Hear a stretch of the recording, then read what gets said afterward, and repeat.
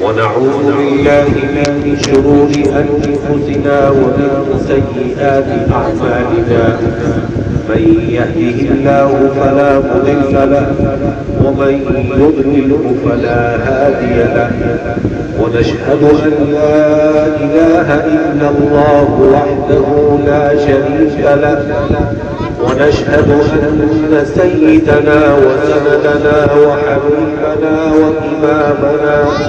ومولانا محمدا عبده ورسوله صلى الله عليه وعلى آله وصحبه وبارك وسلم تسليما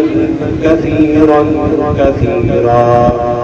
أما بعد فأعوذ بالله من الشيطان الرجيم. بسم الله الرحمن الرحيم. إن هذا القرآن يهدي للتي هي أقوم. صدق الله مولانا العلي العظيم.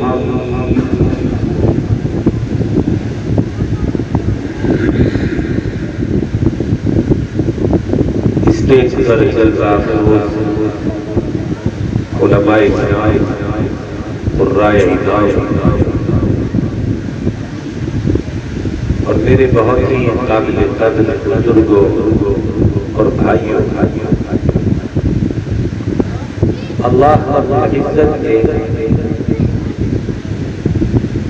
ہمیں اور آپ کو بے شمار اور بے حد و بے حساب نعمتوں سے نوازا اور اتنی نعمتیں دی ہیں کہ جن کو ہم شمار ہی نہیں کر سکتے.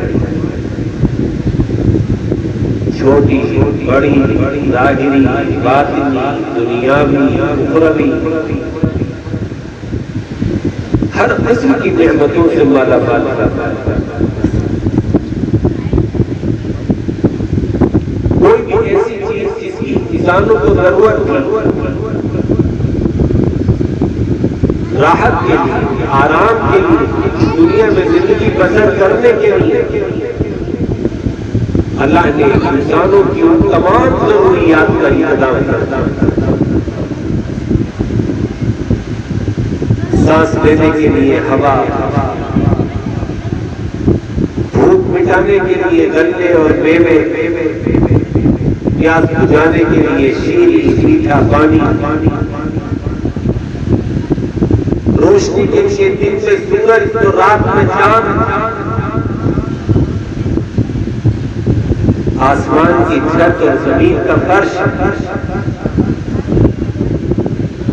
اور پھر اس میں عیش و آرام کے طرح طرح کے ساز و سامان جن سے ہمارے گھر بھرے ہوئے ہیں. بلڈنگیں، کاریں، سونے چاندی کے زیورات، جسم و جان، صحت، عزت، عافیت، انگنت نعمتیں.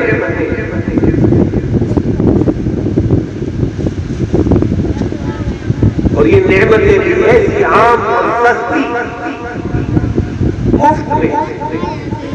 جن کی کوئی اجرت نہیں، کوئی کرایہ نہیں، کوئی معاوضہ نہیں.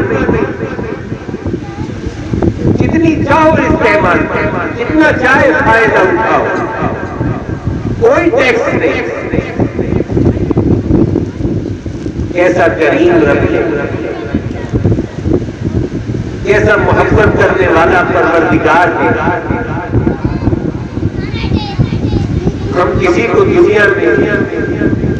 دو تھوڑی سی چیز مفت میں فری میں دینا نہیں چاہتے. مزدور سے دن بھر کام لیتے ہیں، محنت لیتے ہیں، خون پسینہ یہ کراتے ہیں، تب جا کر کے 100 روپیے اس کے ہاتھ میں رہتے ہیں. لیکن وہ رحمان الرحیم، وہ مالک کیسا کریم ہے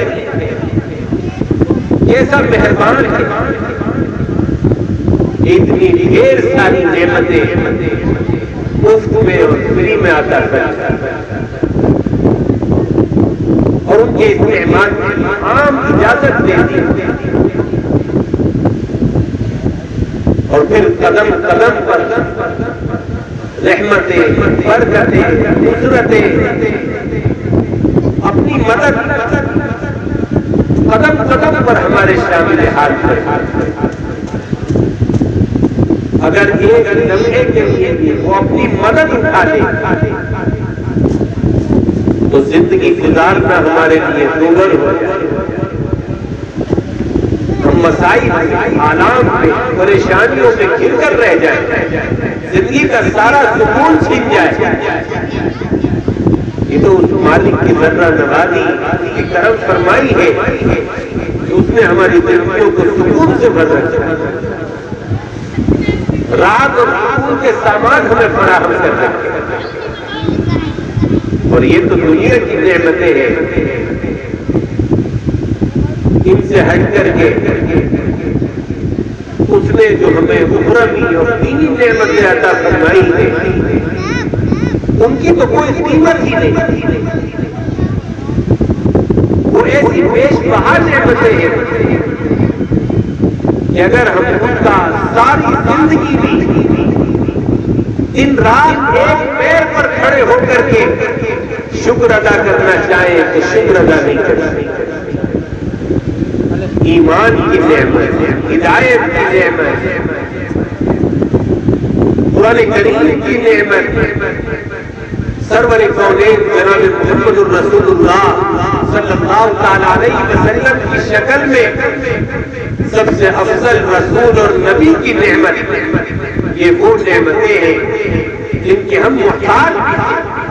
جن کی ہمیں ضرورت تھی۔ اگر یہ نعمتیں ہمیں میسر نہ آتی، اللہ ان نعمتوں سے ہمیں سرفراز نہ کرتا، تو نہ جانے ہم شرک کے، کفر کے ان گڑھوں کے اندر پڑے ہوئے ہوتے، نہ جانے کن شنکروں اور کنکروں کے سامنے اپنی پیشانیاں جھکا رہے ہوتے، ان پتھروں کے آگے اپنے ماتھے کو رگڑ رہے ہوتے، کن استھانوں پر سجدے کر رہے ہوتے۔ اس رب العالمین نے سب سے بڑا احسان ہمارے اوپر یہ فرمایا کہ ہمیں اپنے ایمان والے بندوں میں شامل کرنا، ایسے گھرانے میں پیدا کیا جہاں ایمان کی دولت، جہاں ہدایت کی نعمت، جہاں دین اسلام کی دولت ہمیں مفت میں، فری میں ملی، وراثت میں آباء و اجداد سے مل گئی، نہ اس کے لیے ہمیں دوڑ دھوپ کرنی پڑی، نہ کوئی جد و جہد اور بھاگ دوڑ کرنی پڑی، گھر بیٹھے بٹھائے فری میں اللہ نے اتنی بڑی نعمت سے سرفراز کر دیا۔ ہم کبھی تنہائیوں میں، اکیلے میں، جب رات کو سونے کے لیے بستر پر لیٹے تو آنکھیں بند کر کے اس نعمت کی اہمیت کو سوچے کہ اللہ نے یہ نعمت کتنی بڑی ہمیں عطا کی۔ وہ مجبور نہیں تھا، اس پر کسی کا زور نہیں چلتا، وہ ایمان اور ہدایت اپنے فضل سے، اپنے اختیار سے، اپنے انتخاب سے جس کو چاہتا ہے عطا کرتا ہے، اس پر کسی کی زور اور زبردستی نہیں، جسے چاہے ایمان دے، جسے چاہے نہ دے، جسے چاہے ہدایت کے راستے پر چلائے، جسے چاہے نہ چلائے، اس کا اختیار ہے، وہ مالک الملک ہے، حاکم الحاکمین ہے۔ آج بھی دنیا کے اندر اربوں کی تعداد ہے انسانوں کی، اور نہ جانے کتنے جنات ہیں، کھربوں کھرب جنات، ان کی تعداد انسانوں سے بہت زیادہ ہے، لیکن انسان ہو یا جنات ہو، بڑی تعداد اس میں کفر والوں، بڑی تعداد ہم لوگوں کی ہے جن کو اللہ نے ہدایت سے نہیں نوازا، ایمان عطا نہیں کیا، جو ایمان سے، ہدایت سے محروم ہے، اور ان کی تعداد کم ہے، جن کو ان کے سینوں کو اللہ تعالیٰ نے ایمان کے نور سے روشن فرمایا ہے، ایمان کے نور سے منور کیا ہے، ان کی تعداد کم۔ ہم اپنی آنکھوں سے دیکھتے ہیں لاکھوں لاکھ لوگ کفر پر مر رہے ہیں، کفر کے ساتھ دنیا سے جا رہے ہیں اور جہنم کا ایندھن بن رہے، لیکن اللہ نے ہمارے اوپر اپنا فضل خاص فرمایا، خاص انعام فرمایا کہ ہمیں کفر والوں میں، شرک والوں میں، جہنم والوں میں، ہمیں ان گمراہوں میں، اپنے باغیوں اور سرکشوں میں شامل نہیں کیا،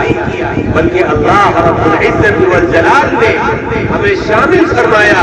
اپنے فرما برداروں میں، اپنے ایمان والے بندوں میں، اپنے سے تعلق رکھنے والوں میں، اپنی گروہ اور اپنی جماعت کے لوگ۔ اس پر ہم اللہ کا جتنا بھی شکر ادا کریں وہ کم ہی کریں، اس لیے کہ ایمان سے زیادہ قیمتی چیز اور ایمان سے زیادہ ضرورت ہمیں کسی چیز کی، اس کا احساس، اس کا پتہ ابھی تو ہمیں نہیں چلے گا، لیکن جب آنکھیں بند ہوں گی اور قبر کا مرحلہ شروع ہوگا اس وقت ہمیں احساس ہوگا کہ یہ ایمان کتنی قیمتی چیز، اس کی کتنی اہمیت ہے، اس کا فائدہ کتنا بڑا ہے۔ جب ایمان کی بنیاد پر اللہ تعالیٰ قبر میں منکر نکیر کے سوالوں کے جواب میں مدد فرمائیں گے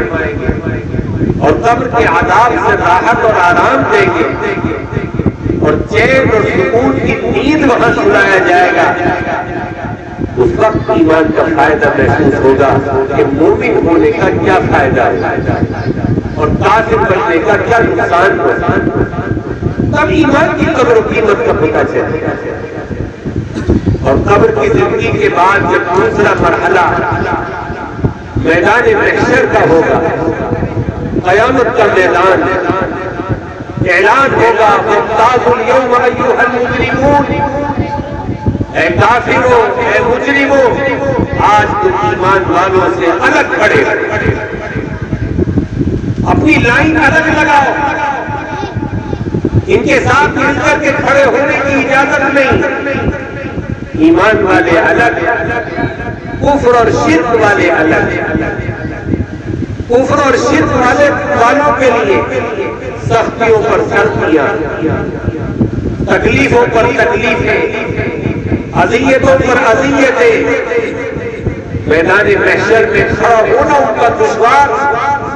ناگوار، اور ادھر ایمان والے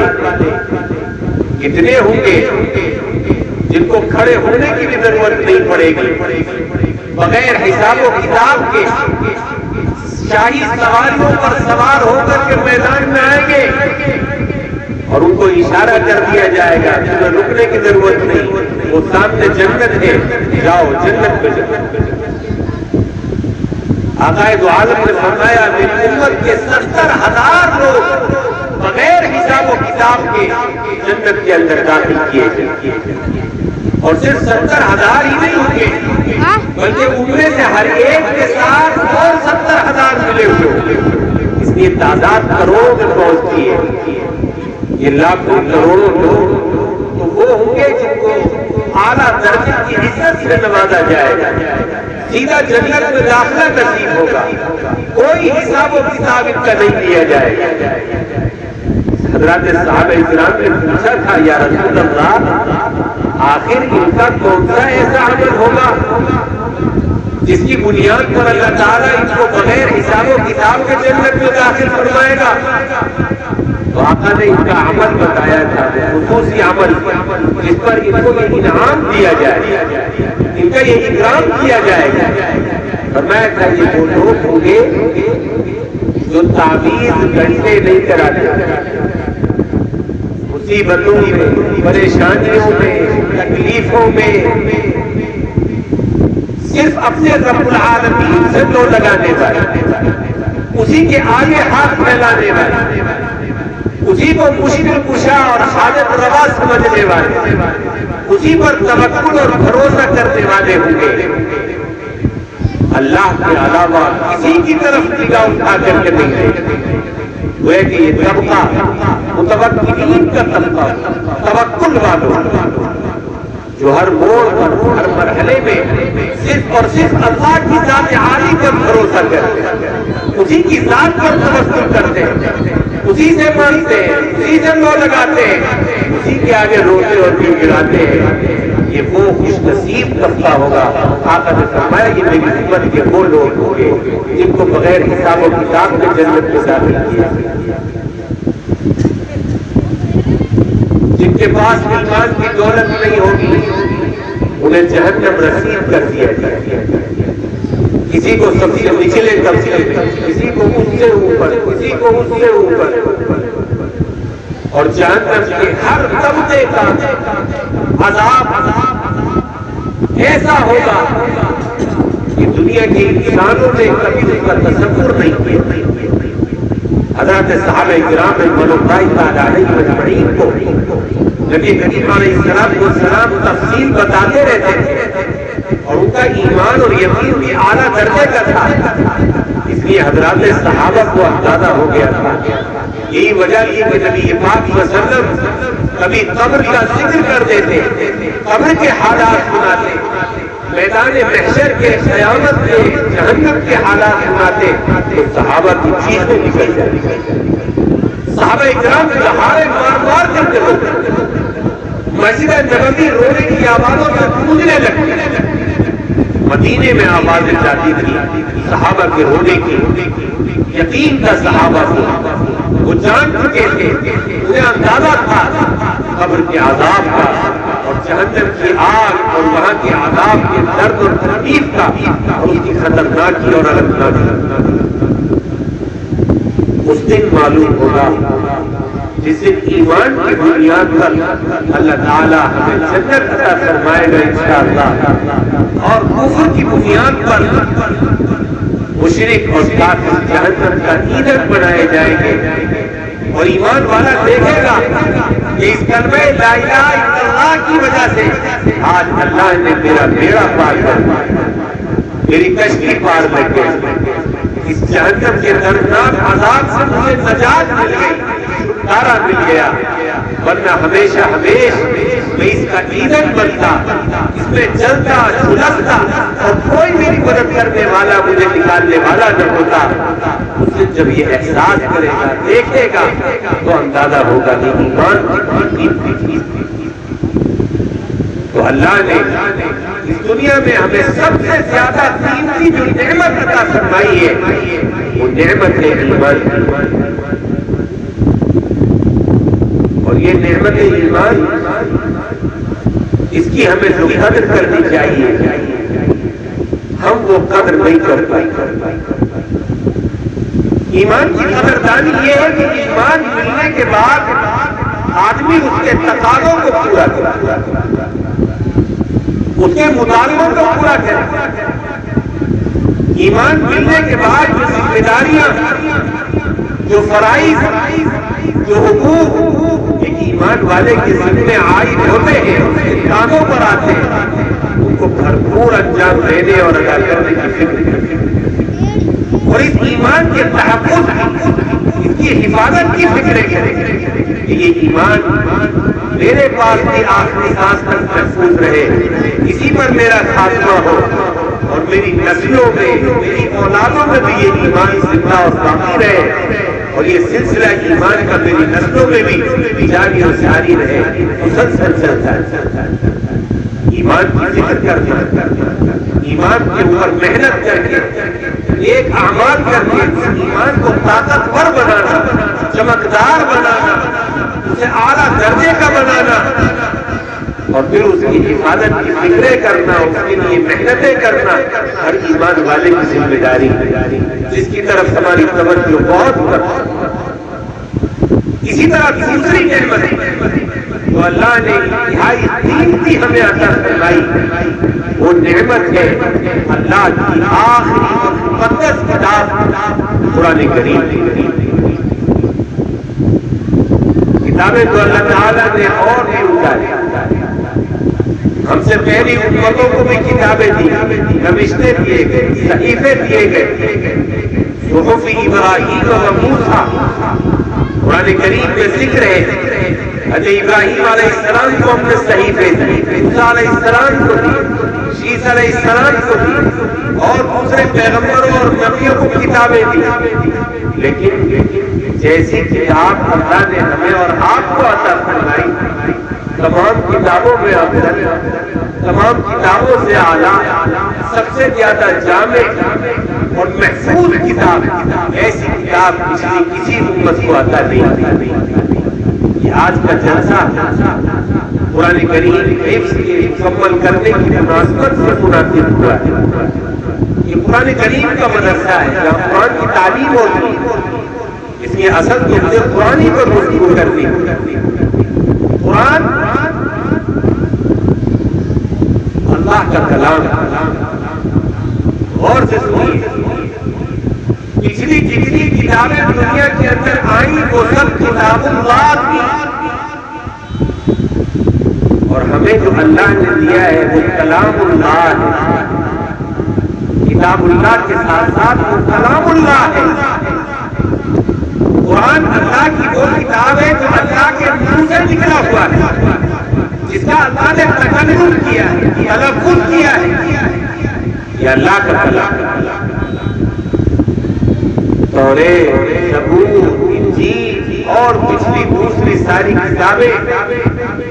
وہ اللہ نے لکھ کر کے یوں ہی دے، پورا مجموعہ ایک ساتھ دے، کتابی شکل میں دے۔ لیکن قرآن کو یہ شرف حاصل ہے، یہ خصوصیت حاصل ہے کہ وہ صرف اللہ کی کتاب نہیں بلکہ اللہ کا کلام ہے۔ اور پھر کیسا کلام؟ نبی اکرم صلی اللہ تعالیٰ علیہ وسلم کا سب سے اعلیٰ معجزہ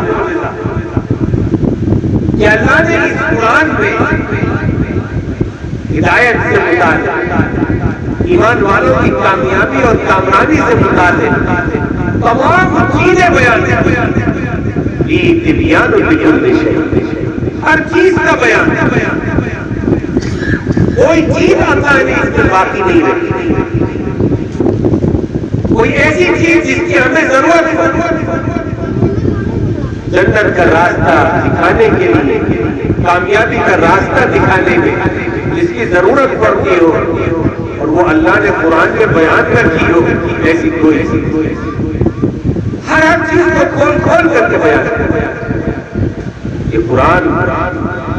زندگی گزارنے کی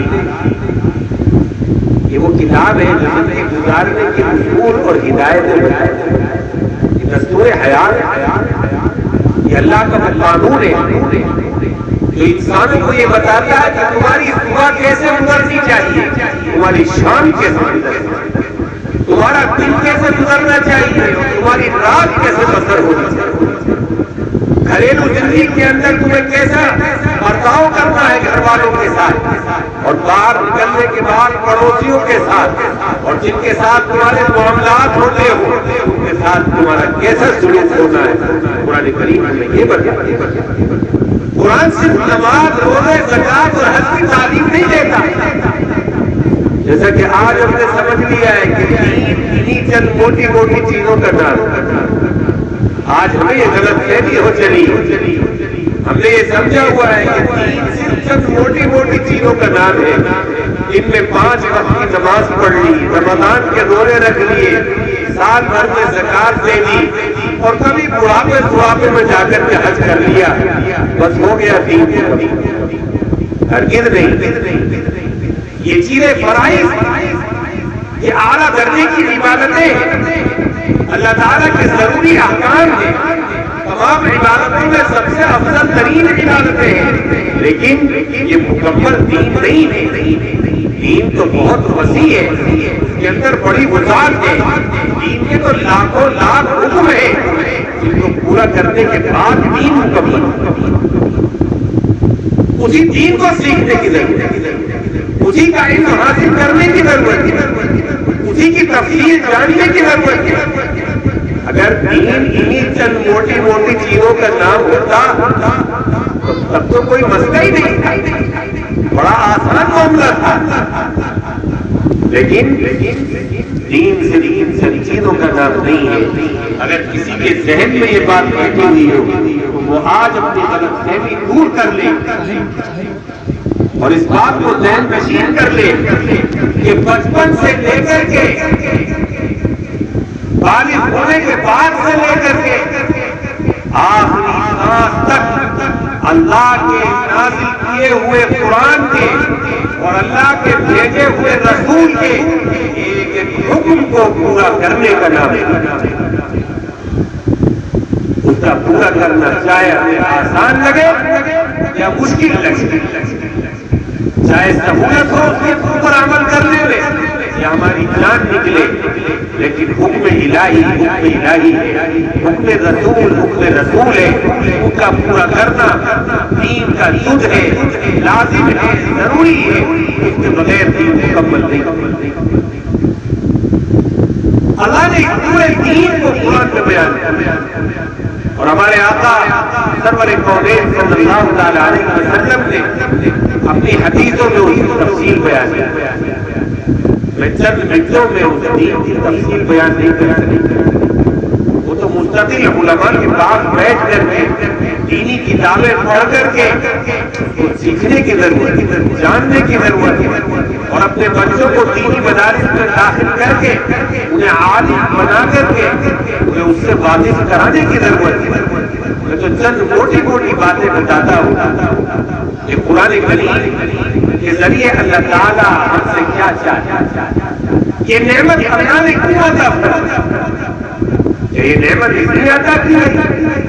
کہ ہم عدالت میں اس پر ہاتھ رکھ کر کے بس مسئلے کھا لیں، تعبیر گھنٹوں کے لیے استعمال کر لیں،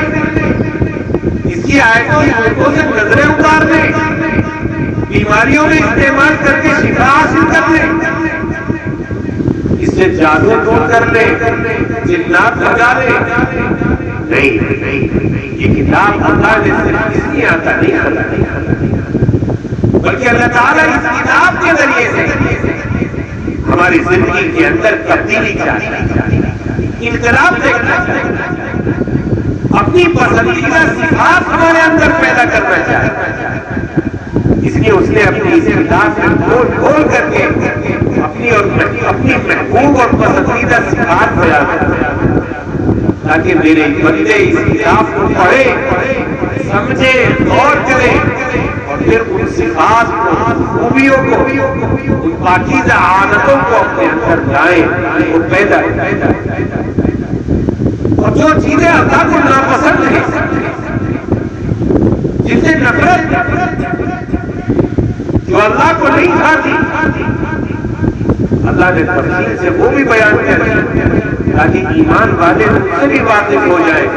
اور اس کتاب کو پڑھ کر کے ان کا بھی علم حاصل کر لیں اور اپنی زندگی سے ان بری خصلتوں کو، بری عادتوں کو نکال اپنے آپ کو ان سے پاک کر دور کر لیں. یہ دونوں طرح کی چیزیں اللہ نے قرآن میں بیان کیا. کیا ہے ایمانی صفات؟ اللہ سب سے پہلے تو ہم سے کامل ایمان چاہتا ہے. جگہ جگہ اللہ تعالیٰ اس بات کی دعوت دیتا ہے کہ ایمان والوں دین میں پورے داخل کامل مومن بنو، کامل مسلمان بنو، اللہ کی ذات عالی سے وہ تعلق پیدا کرو جو اس کا حق ہے، جو تعلق خالق اور مخلوق میں ہونا چاہیے، عبد اور معبود میں ہونا چاہیے، غلام اور مالک میں ہونا چاہیے. وہ تعلق ہے. سب سے پہلی چیز ہے کہ ہمارا اللہ کی ذات سے اعتماد، اللہ کی ذات پر توکل، بھروسہ اور تعلق بہت گہرا، اتنا گہرا تعلق ہو اللہ کی ذات سے کہ کیسا بھی مرحلہ زندگی میں آ جائے، کیسا بھی موڑ آ جائے، مصیبتوں کے کتنے بھی پہاڑ ٹوٹ جائیں، لیکن ہماری نگاہ صرف اللہ ہی ٹکی رہے، ادھر ادھر نہ بہے، قدم نہ ڈگمگائیں، اللہ کی ذات سے ہٹ کر کے نگاہ کسی اور کی طرف نہ اٹھے، ہاتھ کسی اور کے آگے نہ پھیلے، کسی قبر پر، کسی مزار پر، کسی اللہ والے کے در پر جا کر کے نہ پڑے اللہ کا در توڑ کر، بلکہ مضبوطی کے ساتھ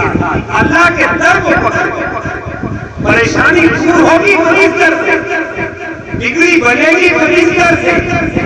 مصیبتیں بیماریاں دور ہوگی تو یہاں سے، بیماری سے شفا ملے گی تو یہاں سے، اولاد ملے گی تو یہاں سے، کاروبار چلے گا تو یہاں سے، کاروبار میں خیر و برکت ملے گی تو یہاں سے۔ ہماری تمام ضرورتیں صرف اور صرف اس در سے پوری ہوئی ہے، آج آئندہ بھی اسی در سے پوری ہوگی۔ اس بات کا کامل یقین اور اس بات کا کامل اعتقاد ہمارے دلوں کے اندر پیوست ہو، گہرائیوں کے اندر اترا ہوا ہو، یہ پہلی تعلیم ہے قرآن کریم۔ اور جن بندوں کا اللہ تعالیٰ کے ساتھ جتنا گہرا تعلق ہوتا ہے، یاد رکھیے دنیا ان کے قدموں میں آ کر دیکھے، اتنی ہی دنیا قدموں میں آ کر دیکھے۔ آقا دو عالم نے فرمایا من کان للہ کان اللہ لہ، جو اللہ کا ہو جاتا ہے اللہ اس کا ہو، اور جس کا اللہ ہو گیا ساری کائنات اور ساری مخلوقات اس کی کر دی جائے، پھر اسے کوئی پریشانی پیش نہیں آئی، پھر کوئی مصیبت اسے تکلیف نہیں پہنچاتی۔ اگر کوئی مصیبت پہنچتی بھی ہے، ادھر مصیبت پہنچتی ہے، اللہ اس کے لیے مددگار کھڑے کرتا ہے، سہارے پیدا کرتا ہے، مصیبت سے نکلنے کے راستے پیدا کرتا ہے۔ وَمَن يَتَّقِ اللَّهَ يَجْعَل لَّهُ مَخْرَجًا وَيَرْزُقْهُ مِنْ حَيْثُ لَا يَحْتَسِبُ وَمَن يَتَوَكَّلْ عَلَى اللَّهِ فَهُوَ حَسْبُهُ۔ جو اللہ پر بھروسہ کرتے ہیں، گناہوں سے بچتے ہیں، اللہ تعالیٰ پریشانی سے نکلنے کے راستے ان کے لیے پیدا فرما دیتا ہے، اور ایسی جگہ سے روزگار اور کاروبار چلاتا ہے، ایسی جگہ سے روزی دیتا ہے کہ بندہ گمان نہیں کر سکتا، سوچ نہیں سکتا، اس کا ذہن اور دماغ ان جگہوں تک نہیں جا سکتا۔ اور اسی طرح فرماتا ہے وَمَن يَتَوَكَّلْ عَلَى اللَّهِ فَهُوَ حَسْبُهُ، جو اللہ پر بھروسہ کر لیتا ہے اللہ اس کے لیے کافی ہو جاتا ہے، کسی اور کو اسے محتاج نہیں بناتا۔ اپنے علاوہ کسی کا محتاج بننے ہی نہیں دیتا، ایسا نوازتا ہے، بہانے کھول دیتا ہے، خزانے کھول دیتا ہے، اسے کسی کی ضرورت ہی نہیں پڑتی اللہ کی۔ یہ کیا ہے؟ یہ ہے اللہ کے تعلق کا فائدہ، اللہ کی ذات عالی سے تعلق۔ آج یہ تعلق ہمارا بڑا کمزور، یہی وجہ ہے کہ ذرا سی مصیبت آتی ہے قدم ڈگمگا جاتا ہے، پیر پھسل جاتا ہے، ہم ادھر ادھر پریشان ہو کر کے دوڑنے لگتے ہیں، کبھی سوچتے ہیں کہ یہاں سے پریشانی دور ہوگی، کبھی سوچتے ہیں اس در سے ہو، اس در سے ہو، کبھی اس در سے، اور جس در سے پریشانی دور ہوتی ہے اس در سے ہم دور چلے جائیں، اسے چھوڑ بیٹھے۔ یہی ہے تعلق کی کمزوری، یہی ہے عقیدے کی کمزوری۔ اس لیے آج اس مجلس میں سب سے پہلے تو ہم یہ عزم اور ارادہ کر کے اٹھے کہ آج کے بعد اللہ کی ذات عالی سے اپنے تعلق کو گہرا ہے۔ اگر ہمیں اللہ کی ذات پر، اس کی قوت پر، اس کی قدرت پر، اس کی طاقت پر یقین ہے تو پھر اللہ کی ذات کو چھوڑ کر کے کہیں جانے کی ضرورت نہیں۔ حضرت صدیق اکبر رضی اللہ تعالیٰ عنہ ساتھ ہیں اور نبی کریم صلی اللہ تعالیٰ علیہ وسلم غار میں چھپے ہوئے کفار تلاش کرتے کرتے اس غار کے اوپر آ کر کے کھڑے ہو گئے، ان کے پیر، ان کی ایڑیاں ابوبکر صدیق رضی اللہ تعالیٰ عنہ کو نظر آ رہی ہیں، گھبرا جاتے ہیں، عرض کرتے یا رسول اللہ یہ کافر تو ہمیں تلاش کرتے کرتے یہاں تک پہنچ گئے، سارے طور تک یہ اوپر ان کے قدم نظر آ رہے ہیں، ہمارے اوپر کھڑے ہوئے ہیں۔ اگر ذرا سی انہوں نے نگاہ نیچی کر لی، اگر نیچے کی طرف دیکھ لیا تو ہم تو پکڑے جائیں گے۔ نبی پاک صلی اللہ علیہ وسلم نے بڑے اعتماد کے ساتھ، بڑے توکل کے ساتھ، پورے بھروسے کے ساتھ اور پورے اطمینان کے ساتھ صدیق اکبر رضی اللہ تعالیٰ عنہ سے فرمایا لا تحزن ان اللہ معنا، ارے فکر مت کر، اللہ ہمارے ساتھ۔ ان کا تو باپ بھی نہیں دیکھ سکتا، پورا یقین کامل ہے، کوئی گھبراہٹ نہیں،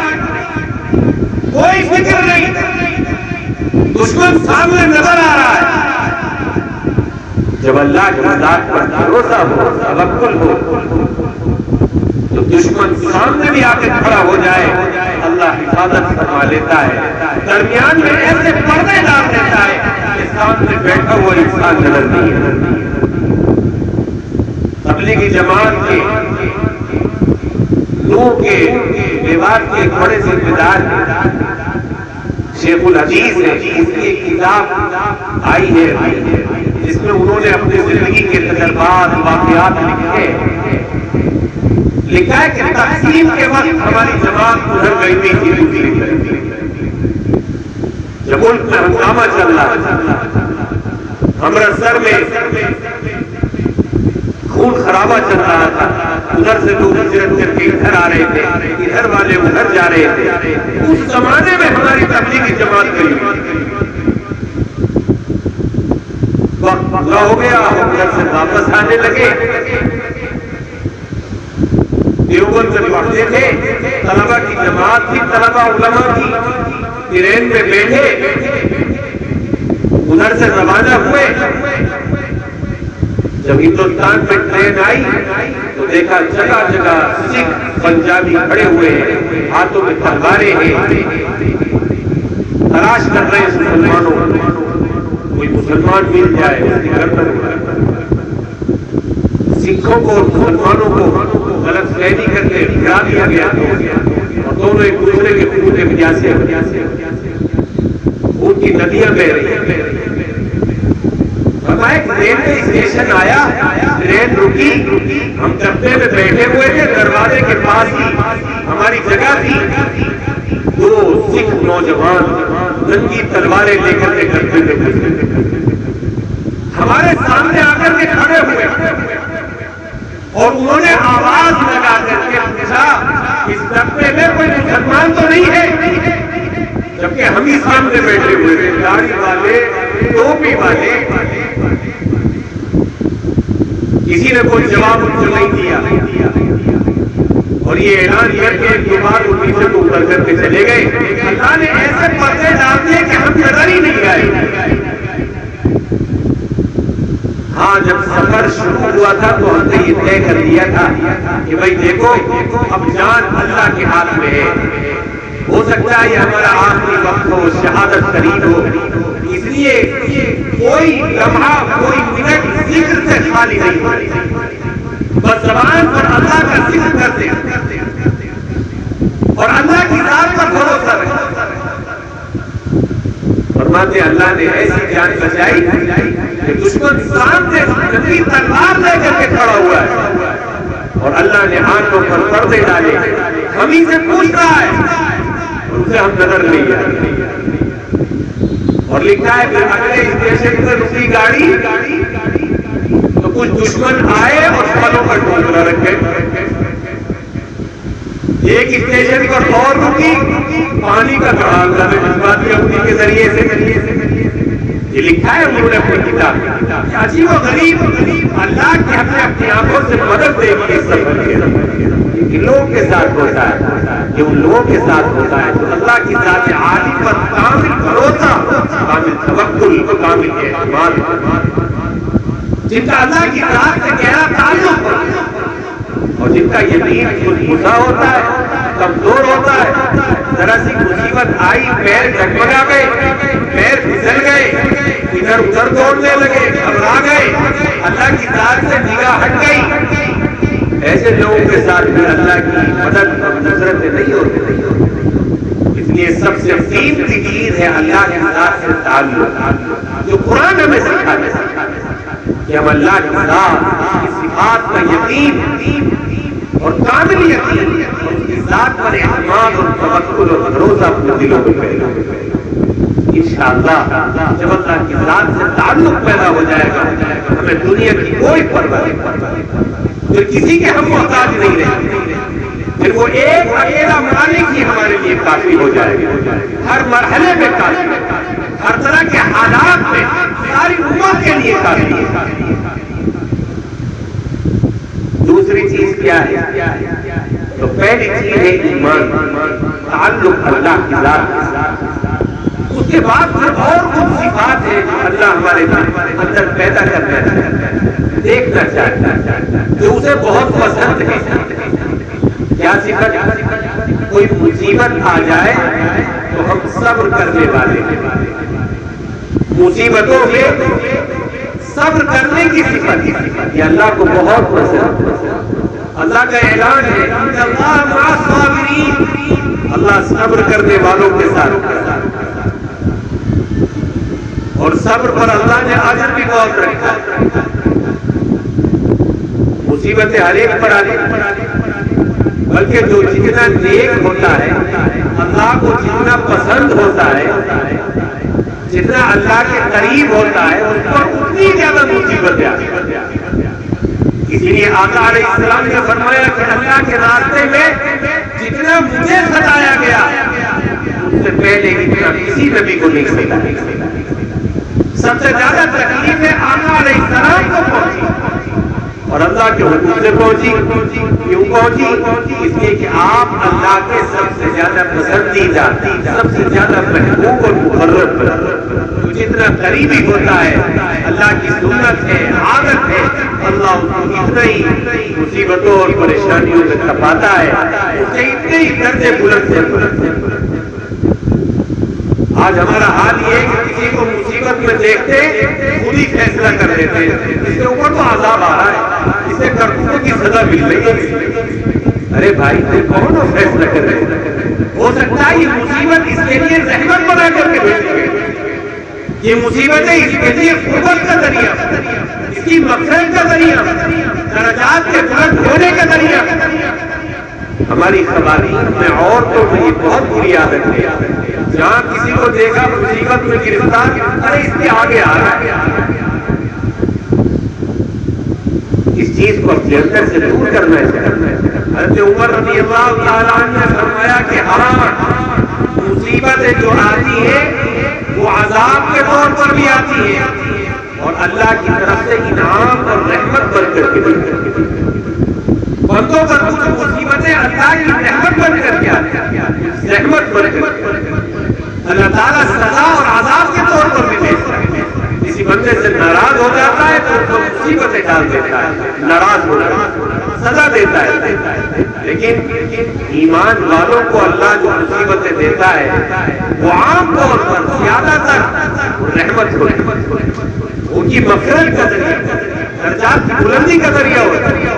حضرت عمر رضی اللہ تعالیٰ نے فرمایا کہ اس کی پہچان کیسے ہوگی؟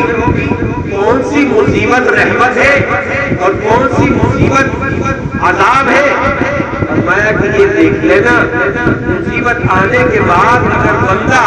اللہ کے اور قریب آ گیا ہو تو سمجھ جانا رحمت ہے، اور مصیبت کے آنے کے بعد اگر اللہ سے اور دور چلا گیا ہو تو سمجھ جانا وہ عذاب ہے۔ اللہ دیکھنا چاہتا ہے سب، کیسے بھی مخالف حالات، کاروبار میں کتنے بھی لوگ